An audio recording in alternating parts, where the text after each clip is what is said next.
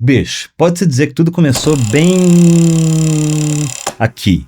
The Monkees foi uma banda dos anos 60 que surgiu bem no meio da Beatlemania e lançou clássicos como I'm a Believer, cujo cover virou a música tema do primeiro filme do Shrek, e é o que eu diria se eles tivessem realmente escrito a tal da música. Porque os membros da banda eram todos atores contratados por uma agência televisiva e sequer sabiam tocar ou cantar, as músicas eram gravadas por músicos profissionais conhecidos como The Wrecking Crew, e a música do Shrek foi escrita pelo Neil Diamond. Isso iniciou uma tendência que continuou pelos anos 80 com bandas como Milli Vanilli e Black Box, pelos anos 90 com a introdução das boy bands, e hoje em dia com os músicos de Instagram. A diferença de lá pra cá é que antigamente essas ilusões eram criadas pela mídia televisiva ou por grandes estúdios e produtores musicais para capitalizar em cima das tendências do mercado, né? Mas hoje em dia qualquer um consegue ser um membro da The Monkees, colocar uma guitarra no colo e fingir que toca, né? Basta saber editar um vídeo, não é à toa que tem tanta gente exagerando as próprias habilidades no Instagram, né? Mas por que essa ideia é tão atrativa assim? E digo mais, por que seu feed tá tão cheio de música fake?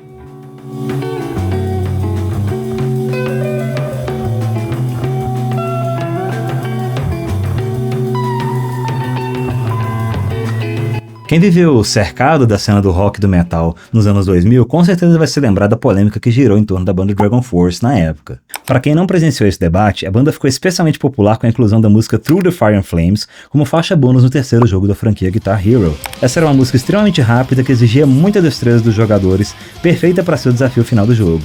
Contudo, quem presenciou as performances ao vivo da banda na época, viu uma banda drasticamente diferente daquela que gravou a música no estúdio. Parecia que a banda sequer sabia tocar as próprias músicas, as paletadas na casa de 200 BPM ao longo de 7 minutos de música, que para muitos era digna de recorde mundial, de repente não estavam lá. E a conclusão para muitos foi de que eles não eram tão velozes quanto parecia, né? E nisso surgiram diversos rumores sobre o que eles devem ter feito para soar tão rápido. Uns diziam que eles gravavam mais lento e depois aceleravam na edição, outros diziam que era uma superimposição de gravações de guitarra. Mas, independente do que aconteceu, a reputação da banda ficou eternamente manchada pela polêmica, mesmo após o guitarrista ter ido a público fazer um vídeo provando que não houve adulteração, e que, na verdade, eles simplesmente tinham se prostrado em cima do instrumento para garantir que eles fossem capazes de tocar o mais rápido que fosse possível na gravação, e na performance ao vivo eles não conseguiram sustentar essa velocidade. Talvez esse tenha sido um caso típico, né, de quando a mentira se espalha mais rápido do que a verdade, mas independente dessa questão toda, por falar em recordes mundiais, no ano seguinte que aconteceu esse incidente todo do Dragon Force, o mundo viu um brasileiro conquistar uma sequência de recordes de paletadas mais e mais rápidas. Mais ou menos. Após uma gravação feita em um evento público e monitorado na Escola de Música e Tecnologia em 2008, Thiago Della Vega foi parar no Guinness como o guitarrista mais rápido do mundo tocando o clássico Flight of the Bumblebee numa velocidade de 320 BPM, ou seja, 320 paletadas por minuto. 3 anos depois, ele quebrou o próprio recorde tocando a mesma música numa feira de tecnologia em 2011, aumentando a velocidade para 340 BPM. Mas ele perdeu seu título meses depois, quando o Yankee John Taylor quase dobrou a velocidade, atingindo 600 BPM na mesma música. Por fim, talvez em um ato de rebeldia, Della Vega tentou reconquistar o título, aparecendo em um vídeo em que ele supostamente subiu a velocidade para 750 BPM. Supostamente com grandes aspas, porque a auditoria do Guinness verificou e comprovou que a gravação tinha sido modificada para parecer mais rápida do que ele havia de fato tocado, e esse foi o fim da categoria no livro dos recordes do Guinness, com a empresa afirmando que verificar a veracidade dessas gravações havia se tornado humanamente impossível. Parte 2. Entre a mímica e a sílica. Uma dialética similar vem acontecendo no Instagram e outras plataformas de vídeos curtos recentemente, né? Assim, as redes sociais já enfrentam uma crise de realidade desde o início dos tempos, né? Com uma desconfiança generalizada por parte do público com relação às performances musicais nas plataformas, né? Mas o que é mais curioso para mim é ver como musicistas que sabem o que estão fazendo, sabem tocar, se sentiram atraídos por esse fenômeno. A primeira crise nesse sentido aconteceu com um dos influencers mais conhecidos no Instagram e do TikTok, Giacomo Turra. O guitarrista italiano por muitos anos foi o queridinho dos algoritmos de quem gosta de funk e groove e conseguiu parcerias prolíficas, inclusive com uma guitarra feita pela D'Angelico em seu nome. A controvérsia começou quando o Giacomo foi criticado por apresentações ao vivo que ele fez que, digamos que, deixaram a desejar em comparação com a maestria técnica e criativa que ele mostrava nas redes, né? A propósito, uma dessas apresentações levou o youtuber Rick Beato a deixar de publicar uma entrevista que ele fizera com o músico. O vídeo foi gravado e tudo, mas o material nunca foi ao ar, segundo relatos, porque A performance que tinha sido gravada no estúdio do YouTuber, que inclusive é uma prática super comum que ele faz com todos os entrevistados no canal dele, não condizia muito bem com a estética polida do Instagram e, para evitar qualquer dano à reputação dele, o vídeo foi engavetado. Mas até aí tudo bem, né? Nada que a gente não tenha discutido aqui até então, né? Tá até parecido com o caso do Dragon Force, mas isso trouxe à tona diversas outras denúncias de diversos outros artistas sobre as músicas que ele tocava nos vídeos dele.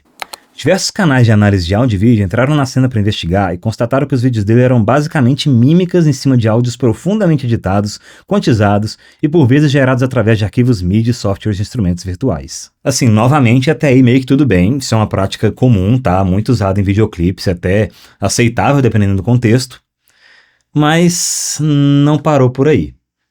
Entre as demais denúncias, havia acusações de que Giacomo Turro se apropriava de músicas de outros artistas sem dar os créditos devidos, em vez disso atribuindo a si próprio os créditos de composição e arranjo.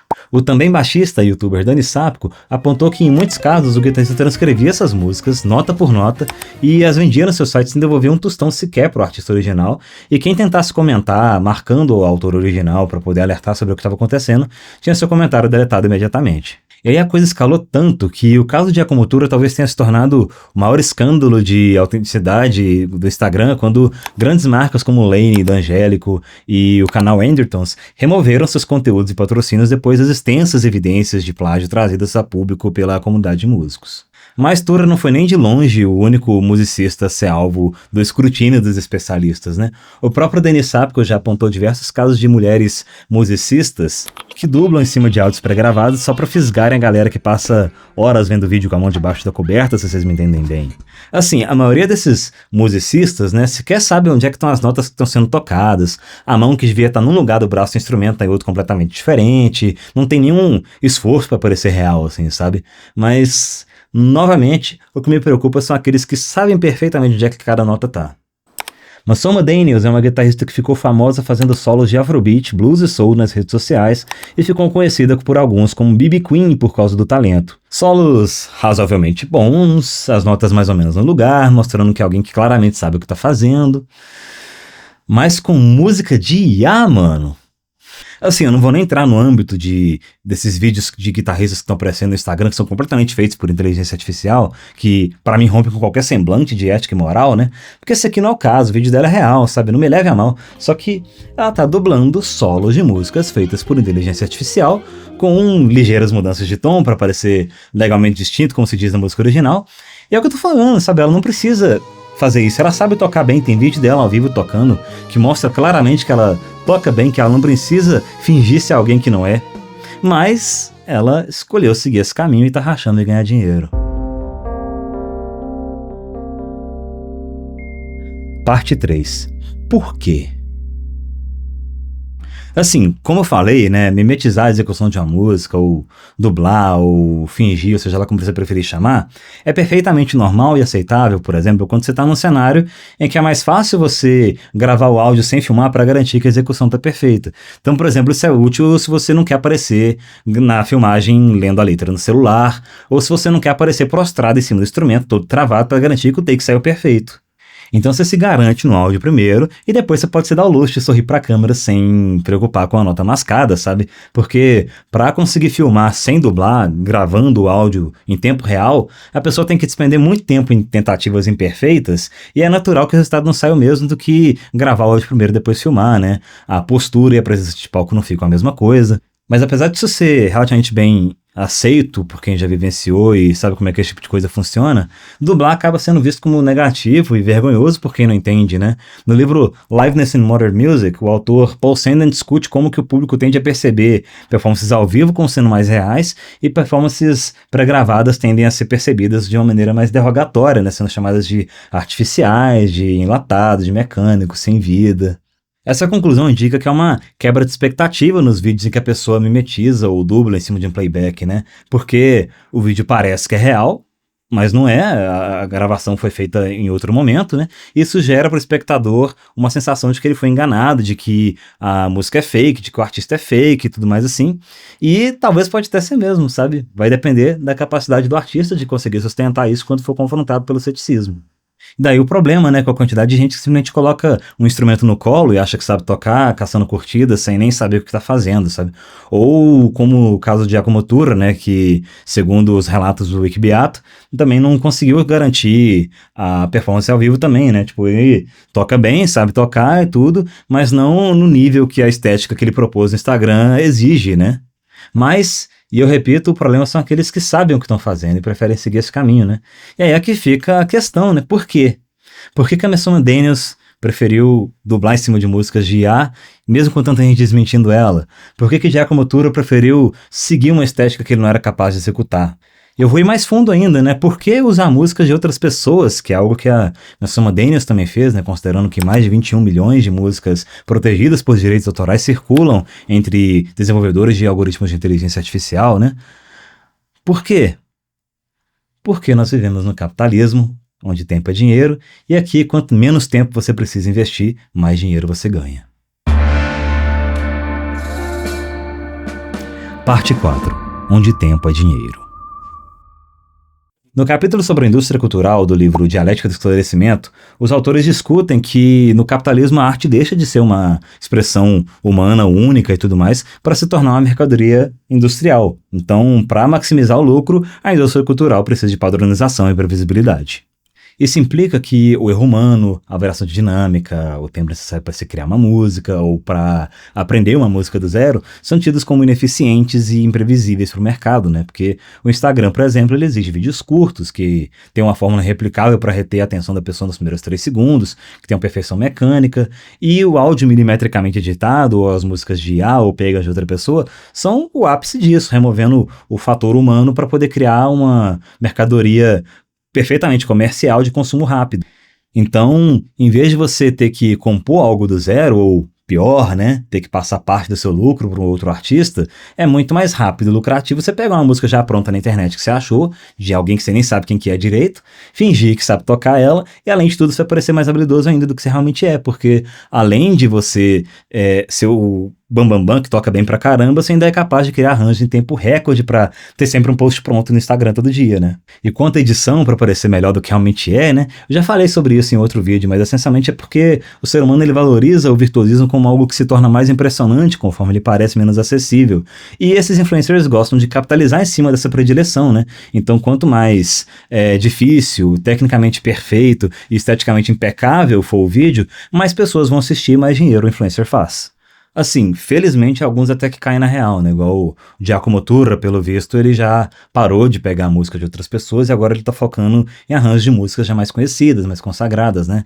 As visualizações diminuíram naturalmente por conta do ocorrido. Ele ainda tá editando, mas, igual eu falei, é normal para esse tipo de conteúdo, né? Já a Messoma Daniels aí é mais complicado. Mas o que pode ter acontecido com Giacomo Turra, e espero que tenha sido o caso da Messoma Daniels, é o que Karl Marx define no livro 1 do Capital como fetiche da mercadoria e alienação do trabalho, que implica que no capitalismo os produtos parecem ganhar vida própria e as relações sociais entre pessoas se tornam relações entre coisas. Então, com isso, o trabalhador ele perde o controle do processo de produção e o produto acaba sendo desvencilhado dele. Então, o que eu quero dizer com isso é que provavelmente o que aconteceu foi que eles fizeram um teste, um breve teste para ver o que ia dar, né, de pegar a música de áudio de outra pessoa e fazer um vídeo em cima, ver se colava. E além de ter colado, porque ninguém percebeu por muitos anos, o público ficou tão apegado a isso que eles se sentiram obrigados a dar sequência, né? Daí, quando os internautas finalmente percebem o que está acontecendo, né, acaba sendo mais fácil empurrar as críticas para debaixo do tapete e fingir que nada está acontecendo e batalhar para manter a mesma reputação que eles surraram tanto para conquistar e torcer para que isso não tome proporções irreversíveis, do que admitir derrota. Agora, quando que isso vai acabar? Eu acho que enquanto existir redes sociais e capitalismo, vou dizer que nunca, né? Mas isso não deve impedir ninguém de trazer esses problemas à tona, apontar essas questões para ajudar essa galera a cair na real, igual aconteceu com o Giacomo Turra, sabe? Então, assim, falem, espalhem, não deixem, não fiquem calados, sabe? Se quiserem compartilhar esse vídeo aqui, compartilhem, eu vou gostar pra caramba. Se não quiserem também, tudo bem, eu vou entender. Só peço que, pelo bem da nossa querida e sofrida expressão artística, vocês não passem batidas por essa questão, tá?